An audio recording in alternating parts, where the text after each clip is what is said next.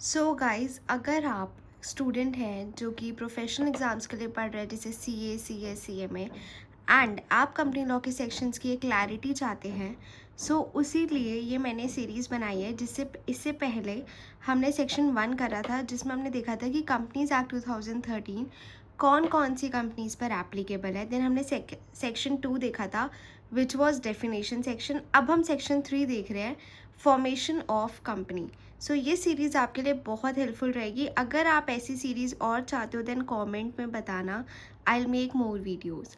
सो सबसे पहले a company में be form for any lawful purpose by company. Section 3 बोलता है फॉर्मेशन ऑफ कंपनी। ठीक है, कंपनी कैसे फॉर्म होगी। सो कंपनी फॉर्म हो सकती है लॉफुल पर्पज़ के लिए बाय 7 और मोर पर्सनस, मिनिमम 7 और मोर हो सकते हैं where the company is to be public company.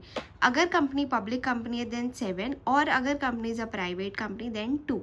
आगे हम प्राइवेट और पब्लिक की डेफिनेशन भी अच्छे से पढ़ेंगे with clarity.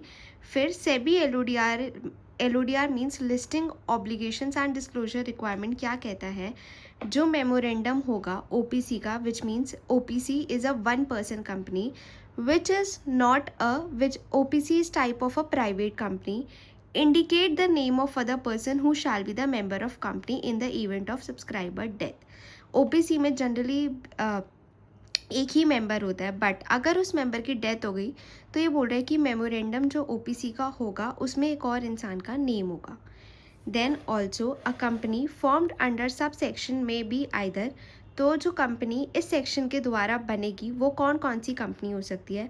So a company can be limited by shares, limited by guarantee and a unlimited company. And guys 90% company limited by shares ही होती है। So this was all of section 3।